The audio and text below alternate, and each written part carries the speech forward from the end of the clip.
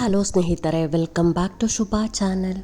ಇನ್ನು ಶುಕ್ರವಾರ ವರಮಹಾಲಕ್ಷ್ಮಿ ಹಬ್ಬ. ಹಾಗಾಗಿ ಶುಕ್ರವಾರದ ದಿನ ಬೆಳಗ್ಗೆ ಎದ್ದು ಸ್ನಾನ ಮಾಡೋ ನೀರಿಗೆ ಯಾವ ಒಂದು ವಸ್ತುವನ್ನು ಮಿಕ್ಸ್ ಮಾಡಿ ಸ್ನಾನ ಮಾಡಬೇಕು, ಹಾಗೆಯೇ ಬಾಗಿಲ ಮುಂದೆ ಯಾವ ವಸ್ತುವನ್ನು ಚೆಲ್ಲಬೇಕು ಅಂತಲೂ ತಿಳಿಸ್ಕೊಡ್ತಾ ಇದ್ದೀನಿ. ಅದ್ರ ಜೊತೆ ಬಾಗಿಲಿನ ಮೇಲೆ ಯಾವ ನಂಬರನ್ನು ಬರಿಬೇಕು ಅಂತಲೂ ತಿಳಿಸ್ಕೊಡ್ತಾ ಇದ್ದೀನಿ ಸ್ನೇಹಿತರೆ. 2-3 ವಿಡಿಯೋ ಮಾಡೋದಕ್ಕೆ ಆಗಲ್ಲ, ಯಾಕೆಂದರೆ ಹಬ್ಬದ ಕೆಲಸಗಳು ಕೂಡ ಇದೆ. ಅದಕ್ಕೋಸ್ಕರ ಒಂದೇ ವಿಡಿಯೋದಲ್ಲಿ ನಾನು ಎಲ್ಲವನ್ನು ನಿಮಗೆ ತಿಳಿಸ್ಕೊಡ್ತಾ ಇದ್ದೀನಿ. ಸಂಜೆ ಗೋಧೂಳಿ ಸಮಯದಲ್ಲಿ 5:30 7:30 ಒಳಗಡೆ ಮಾಡಬೇಕಾಗತ್ತೆ. ಅಂದರೆ ನೀವು ಮಹಾಲಕ್ಷ್ಮಿ ಪೂಜೆ ಮಾಡಿ ದೀಪ ಹಚ್ಚಿ ಪೂಜೆ ಮಾಡೋದ್ರ ಮೊದಲು ಈ ಕೆಲಸವನ್ನು ಮಾಡಬೇಕಾಗತ್ತೆ. ಇದಕ್ಕೆ ಯಾವೆಲ್ಲ ವಸ್ತುಗಳು ಬೇಕು ಅನ್ನೋದಾದರೆ, ಒಂದು ಚಿಕ್ಕ ಲೋಟ ಇದ್ರೂ ಪರವಾಗಿಲ್ಲ, ಅಥವಾ ಈ ಥರ ತಟ್ಟೆ ಇದ್ರೂ ಪರವಾಗಿಲ್ಲ. ಇಲ್ಲಿ ನಾನು ತಟ್ಟೆನ ಯೂಸ್ ಮಾಡ್ತಾ ಇದ್ದೀನಿ. ಇದಕ್ಕೆ ಸ್ವಲ್ಪನೇ ನೀರು ಹಾಕ್ಕೊಂಡಿದ್ದೀನಿ, ಜಾಸ್ತಿ ನೀರು ಹಾಕ್ಕೊಳ್ಳೋಕೆ ಹೋಗ್ಬೇಡಿ, ಸ್ವಲ್ಪನೇ ನೀರು ಹಾಕ್ಕೊಬೇಕು. ಇದಕ್ಕೆ 1 ಚಿಟಿಕೆ ಆಗಷ್ಟು ಅರಿಶಿನ ಹಾಕ್ಕೊಳ್ಳಿ, 1 ಚಿಟಿಕೆ ಆಗಷ್ಟು ಕುಂಕುಮವನ್ನು ಹಾಕ್ಕೊಬೇಕು ಆಗುತ್ತೆ. ಇನ್ನು 3ನೇ ವಸ್ತು ಯಾವುದು ಅನ್ನೋದಾದರೆ ಬಿಳಿ ಸಾಸಿವೆ. ನಿಮ್ಮ 5 ಬೆರಳುಗಳಲ್ಲಿ ತೆಗೆದ್ರೆ ಎಷ್ಟು ಬಿಳಿ ಸಾಸಿವೆ ಬರುತ್ತೆ ನೋಡಿ, ಈ ರೀತಿಯಾಗಿ ಹಿಡಿದ್ರೆ ಎಷ್ಟು ಬಿಳಿ ಸಾಸಿವೆ ಬರುತ್ತೋ ಅಷ್ಟನ್ನು ಆ ತಟ್ಟೆಯಲ್ಲಿ ಹಾಕ್ಕೊಬೇಕಾಗತ್ತೆ.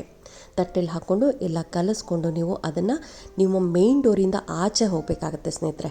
ಆಚೆ ಹೋಗಿ ನಿಮ್ಮ ಲೆಫ್ಟ್ ಸೈಡಿಂದ ರೈಟ್ ಸೈಡಿಗೆ ಹಾಕಬೇಕು. ಅಂದರೆ ಎಡಭಾಗದಿಂದ ಬಲಭಾಗಕ್ಕೆ ನೀವು ಹಾಕಬೇಕಾಗತ್ತೆ. ಈಗ ನೋಡಿ, ನಾನು ಮನೆಯಿಂದ ಆಚೆ ಹೋಗಿ ನಮ್ಮ ಬಾಗಿಲ ಹತ್ರ ತೋರಿಸ್ತಾ ಇದ್ದೀನಿ. ಇದು ನಮ್ಮದು ಮೇನ್ ಡೋರ್.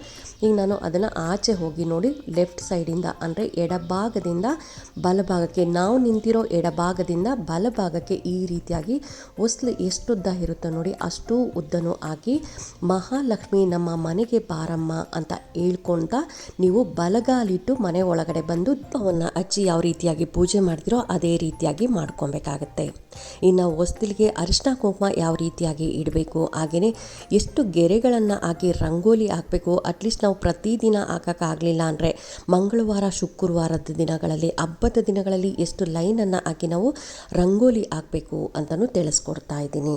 ಹೊಸ್ತಿಲಿಗೆ ಅರಿಶಿನ ಕುಂಕುಮವನ್ನು ಯಾವ ರೀತಿಯಾಗಿ ಹಚ್ಚಬೇಕು ಅಂತಲೂ ತಿಳಿಸ್ಕೊಡ್ತಾ ಇದ್ದೀನಿ. ಇಲ್ಲಿ ನೋಡಿ, ಅರಿಶಿನವನ್ನು ನಾನು ಯು ಆಕಾರವಾಗಿ ಹಚ್ಚಿ ಮಧ್ಯದಲ್ಲಿ ಕುಂಕುಮವನ್ನು ಒಂದು ಲೈನ್ ಆಗಿ ನಾನು ಹಚ್ಕೊಂಡಿದ್ದೀನಿ. ಇದನ್ನು ನಮ್ಮ ಮನೆಗೆ ಪೂಜೆಗೆ ಅಂತ ಬಂದ ಒಬ್ಬರು ಪುರೋಹಿತರು ಹೇಳ್ಕೊಟ್ಟಿದ್ದು ಸ್ನೇಹಿತರೆ. ಈ ರೀತಿಯಾಗಿ ಮಾಡೋದ್ರಿಂದ ಯಾಕೆ ಅಂತಂದರೆ ಮಧ್ಯದಲ್ಲಿ ನಾವು 3 ಲೈನ್ ಎಳೆದಲ್ಲಿ ಮಧ್ಯದಿಂದ ನಮಗೆ ಹಣ ಸೋರು ಹೋಗುತ್ತೆ. ನೀವೆಷ್ಟೇ ದುಡಿದ್ರೂ ನಿಮ್ಮ ಕೈಯಲ್ಲಿ ಹಣ ನಿಲ್ಲಲ್ಲ, ನಿಮ್ಮ ಮನೆಯಲ್ಲಿ ಹಣ ನಿಲ್ಲಲ್ಲ. ಅದಕ್ಕೋಸ್ಕರ ಅರಿಶಿಣದಿಂದ ಯು ಆಕಾರವಾಗಿ ಬರೆದು ಮಧ್ಯದಲ್ಲಿ ಕುಂಕುಮವನ್ನು ಈ ರೀತಿಯಾಗಿ ಹಚ್ಚಿ ಅಂತ ನಮ್ಮ ಮನೆಗೆ ಪೂಜೆಗೆ ಬಂದ ಪುರೋಹಿತರು ಹೇಳಿಕೊಟ್ರು. ಅವತ್ತಿನಿಂದ ನಾನು ಇದೇ ರೀತಿಯಾಗಿ ಅರಿಶಿನ ಕುಂಕುಮವನ್ನು ಬಾಗಿಲಿಗೆ ಹಚ್ತಾ ಇರೋದು. ಕಷ್ಟಪಟ್ಟು ದುಡಿತಾ ಇರೋದೆ ಸ್ವಲ್ಪ ಹಣ ನಮ್ಮ ಮನೆಯಲ್ಲಿ ಉಳಿಸ್ಬೇಕು ಅಂತ ನಾವು ತುಂಬಾ ಕಷ್ಟಪಟ್ಟು ದುಡಿತಾ ಇರ್ತೀರಿ. ಇನ್ನು ಮನೆಯಲ್ಲಿ ಸುಖ ಶಾಂತಿ ನೆಮ್ಮದಿ ಬೇಕು ಅಂತ ಎಲ್ಲರೂ ಬಯಸ್ತಾ ಇರ್ತೀರಿ. ಅಂಥವರು ಸಣ್ಣ ಪುಟ್ಟ ಈ ರೀತಿಯಾದ ಚೇಂಜಸ್ ಮಾಡ್ಕೊಳ್ಳಿ ಸ್ನೇಹಿತರೆ. ನಾನು ಕೂಡ ಮೊದಲು 3 ಲೈನ್ ಹಾಕಿನೇ ನಾವು ಅರಿಶಿನ ಕುಂಕುಮ ಇಡ್ತಾ ಇದ್ದೆ. ಆದರೆ ಪುರೋಹಿತರು ಹೇಳಿದ್ದಾದಮೇಲೆ ನಾನು ಈ ರೀತಿಯಾಗಿ ಚೇಂಜ್ ಮಾಡಿಕೊಂಡೆ. ನನಗೆ ತುಂಬಾ ಒಳ್ಳೆಯದಾಗಿದೆ. ಈ ದಿನ ಬೆಳಗ್ಗೆ ಎದ್ದ ತಕ್ಷಣ ನಾವು ಹೊಸ್ತಿಲನ್ನು ಕ್ಲೀನ್ ಮಾಡಿ, ಮನೆ ಮುಂದೆ ಎಲ್ಲ ಕ್ಲೀನ್ ಮಾಡಿ ರಂಗೋಲಿ ಹಾಕ್ತಾ ಇರ್ತೀರಿ. ರಂಗೋಲಿ ಪುಡಿಗೆ ಅಂದರೆ ನೀವು ಹೊಸ್ತಿಲಿಗೆ ರಂಗೋಲಿ ಹಾಕ್ತಿರಲ್ಲ, ಆ ರಂಗೋಲಿ ಪುಡಿಗೆ ಈ ಒಂದು ಪೌಡರನ್ನು ಮಿಕ್ಸ್ ಮಾಡಿ ರಂಗೋಲಿ ಹಾಕ್ಕೋಬೇಕಾಗತ್ತೆ. ಆ ಪೌಡರ್ ಯಾವುದು ಅನ್ನೋದಾದರೆ ಸಿನಮಿನ್ ಪೌಡರ್ ಸ್ನೇಹಿತರೆ. ಅಂದರೆ ಚಕ್ಕೆ ಪುಡಿ, ಒಂದು ಚಿಟಿಕೆ ಆಗಷ್ಟು ಚಕ್ಕೆ ಪುಡಿ ಅಥವಾ ಒಂದು 1/4 ಟೀ ಸ್ಪೂನ್ ಆಗಷ್ಟು ಚಕ್ಕೆ ಪುಡಿನ ನೀವು ರಂಗೋಲಿ ಪುಡಿಗೆ ಮಿಕ್ಸ್ ಮಾಡಿಕೊಂಡು ರಂಗೋಲಿ ಹಾಕಬೇಕಾಗತ್ತೆ.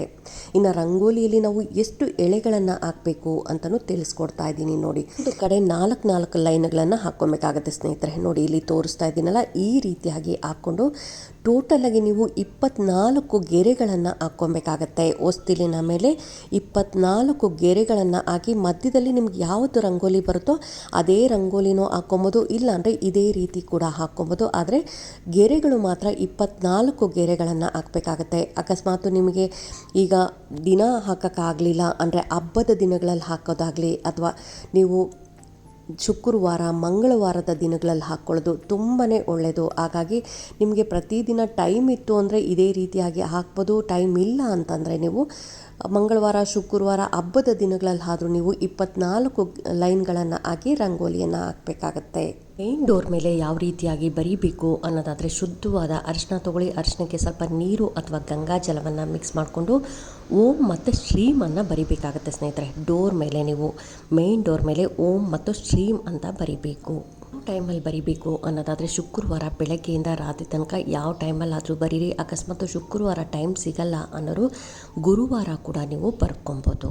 ನಮ್ಮ ಮನೆಗೆ ಯಾವುದೇ ಒಂದು ಪಾಸಿಟಿವ್ ಎನರ್ಜಿ ಬರೋದಾಗಲಿ ಅಥವಾ ನೆಗೆಟಿವ್ ಎನರ್ಜಿ ಬರೋದು ಕೂಡ ಮೇನ್ ಡೋರಿಂದ. ಅದಕ್ಕೋಸ್ಕರ ಮೇನ್ ಡೋರನ್ನು ಯಾವಾಗಲೂ ಕ್ಲೀನಾಗಿ ನೀಟಾಗಿ ಇಟ್ಕೊಂಡಿರಬೇಕು. ಇನ್ನು ಅರಿಶಿಣದಿಂದ ಈ ರೀತಿಯಾಗಿ ಓಂ ಮತ್ತು ಸ್ವಸ್ತಿಕ್ ಬರೆಯೋದ್ರಿಂದ ನೆಗೆಟಿವ್ ಎನರ್ಜಿ ಮನೆಗೆ ಒಳಗಡೆ ಪ್ರವೇಶ ಮಾಡದ ಹಾಗೆ ತಡೆಯುತ್ತೆ. ಅದಕ್ಕೋಸ್ಕರ ಯಾವಾಗಲೂ ನಾವು ಮೇನ್ ಡೋರ್ ಮೇಲೆ ಓಂ ಮತ್ತು ಸ್ವಸ್ತಿಕನ್ನು ಅರಿಶಿಣದಿಂದ ಬರ್ಕೊಳ್ಬೇಕು. ಸ್ನಾನದ ನೀರಿಗೆ ಯಾವ ಒಂದು ವಸ್ತುವನ್ನು ಮಿಕ್ಸ್ ಮಾಡಬೇಕು ಅನ್ನೋದಾದರೆ ಕರ್ಪೂರದ ಎಣ್ಣೆ ಇದ್ದರೆ ಒಂದು 2 ಡ್ರಾಪ್ ಆಗಷ್ಟು ಕರ್ಪೂರದ ಎಣ್ಣೆಯನ್ನು ಮಿಕ್ಸ್ ಮಾಡ್ಕೊಳ್ಳಿ. ಕರ್ಪೂರದ ಎಣ್ಣೆ ಇಲ್ಲ ಅಂದರೆ ಒಂದು ಬಿಲ್ಲೆ ಆಗಷ್ಟು ಕರ್ಪೂರವನ್ನೇ ಪುಡಿ ಮಾಡಿ ನೀವು ಅರಿಶಿಣದ ನೀರಿಗೆ ಮಿಕ್ಸ್ ಮಾಡ್ಕೊಬೇಕಾಗತ್ತೆ. ಅದು ಪೂಜೆ ಮಾಡ್ತಿರಲ್ಲ, ಪೂಜಾ ರೂಮಲ್ಲಿ ಇರುವಂಥ ಕರ್ಪೂರವನ್ನು ಕೂಡ ಯೂಸ್ ಮಾಡ್ಬೋದು. ಇದರಿಂದ ನಿಮಗೆ ಶುಕ್ರನ ಬಲ ಹೆಚ್ಚಾಗುತ್ತೆ. ಹಾಗಾಗಿ ಶುಕ್ರವಾರದ ದಿನ ಈ ರೀತಿಯಾಗಿ ಸ್ನಾನ ಮಾಡಬೇಕಾಗತ್ತೆ. ಇನ್ನೊಂದು ವಸ್ತು ಯಾವುದು ಅನ್ನೋದಾದರೆ ಶ್ರೀಗಂಧದ ಪೌಡರ್. ಇದು ಆನ್ಲೈನಲ್ಲಿ ಕೂಡ ಸಿಗುತ್ತೆ, ಹಾಗೆಯೇ ಎಲ್ಲ ನಿಮಗೆ ಅರಿಶಿನ ಕುಂಕುಮದ ಅಂಗಡಿಗಳಲ್ಲೂ ಕೂಡ ಸಿಗುತ್ತೆ ಸ್ನೇಹಿತರೆ. ಇದನ್ನು ನೀವು 1 ಚಿಟಿಕೆ ಆಗಷ್ಟು ಶ್ರೀಗಂಧದ ಪೌಡರನ್ನು ಹಾಕಿ ಸ್ನಾನ ಮಾಡಬೇಕಾಗತ್ತೆ.